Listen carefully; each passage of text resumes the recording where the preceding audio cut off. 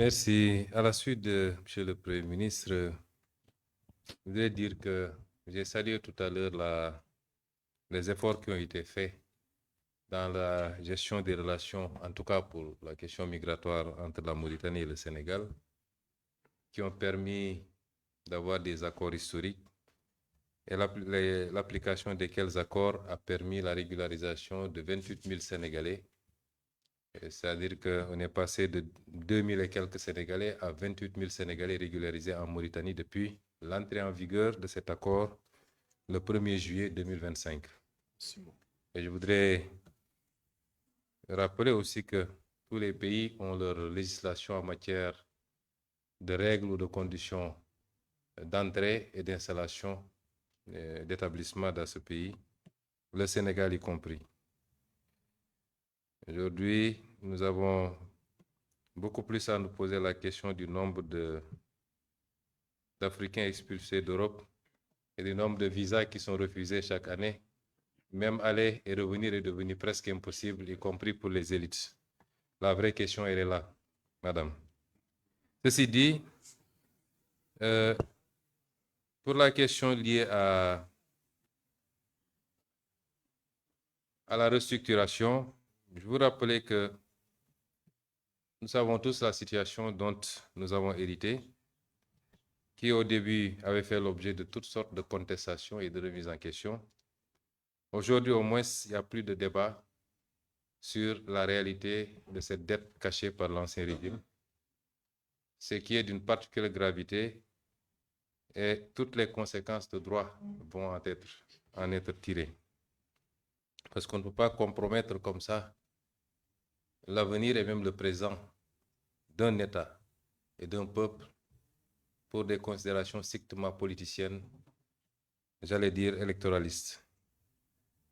Et il faut que la sanction soit assez ferme pour que plus jamais aucune autorité publique n'ose se comporter ainsi. Mais une situation qu'il faut gérer à partir du moment où le constat a été fait, établi et validé par tout le monde.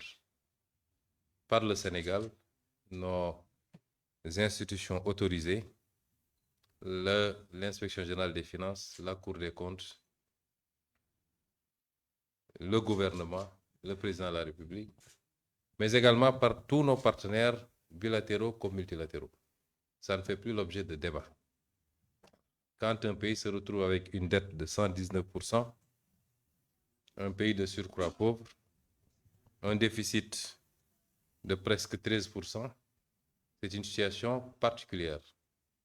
J'allais dire presque catastrophique, car aucun homme politique ne voudrait hériter d'un pays dans cette situation. Ça nous a mis dans des difficultés dans la gestion de ces premiers mois ou de ces 2 premières années de gestion du pouvoir. Et certainement pour quelque temps après, encore. Nous ne sommes pas dans le fatalisme.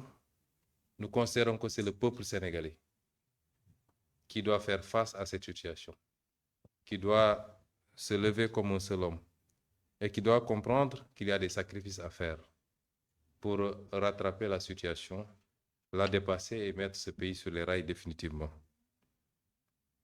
Et avant tout autre partenaire, c'est au peuple sénégalais de le faire.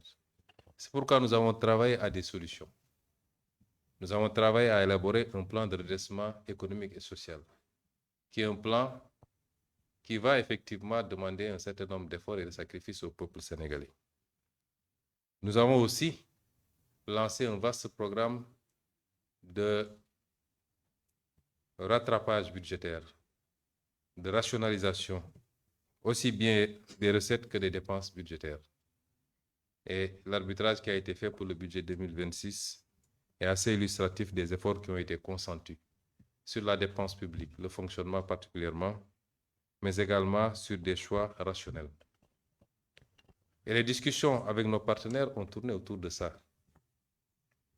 Nous avons considéré que, certes, il y a des difficultés, mais tous les travaux que nous avons réalisés nous permettent de voir ou d'entrevoir la possibilité de sortir de cette situation sans avoir besoin d'une restructuration. Nous considérons que de l'analyse que nous en avons faite, notre dette est viable, puisque nous nous débrouillons pour la rembourser depuis 1 an et demi, au plus, sans aucun programme. C'est vrai que nous nous acheminons vers une échéance assez difficile, avec de grosses souches de cette dette. Mais jusqu'à présent, et sans aucun apport, nous avons réussi à refinancer cette dette, et principalement sur le marché régional.